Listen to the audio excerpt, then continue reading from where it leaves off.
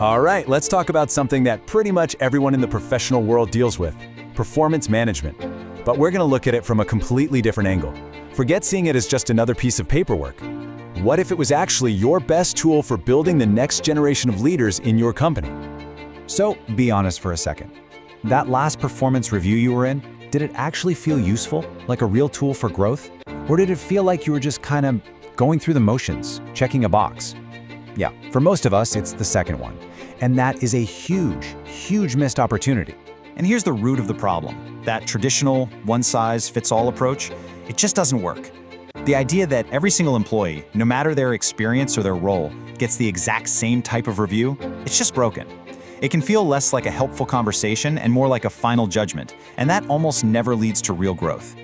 Okay, so if the old way is busted, what's the fix?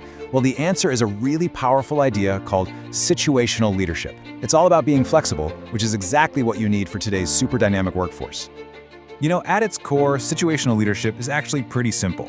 It just says there's no single best way to lead. A great leader changes their style, how much direction they give, how much support they offer, based entirely on the person they're working with and what that person needs to succeed at a specific task. This chart right here just lays it all out perfectly. On one side, you've got the old, static way, one style fits all, rigid rules, and it's all about judging past performance. But on the other side, the situational approach is dynamic. The style adapts to the person. The process is flexible coaching, and the focus is all on development for the future. It's a total game changer. So let's see what happens when we put these two ideas together. This is where we really start to build something powerful, connecting the theory of leadership directly to the process of performance management.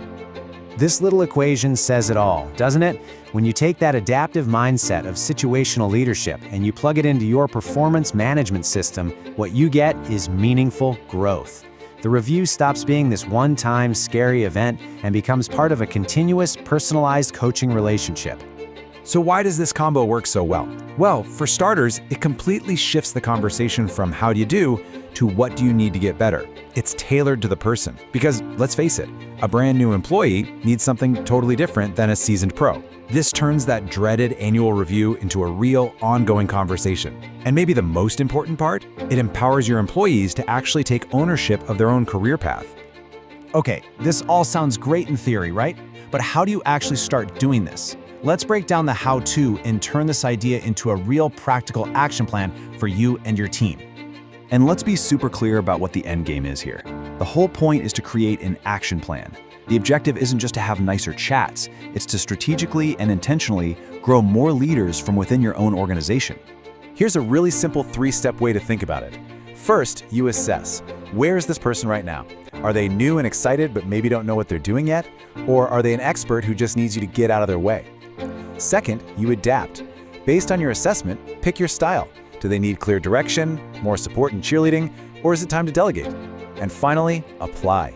Use that style in your actual conversations, when you set goals, and in your day-to-day check-ins. And this leads us to the big payoff.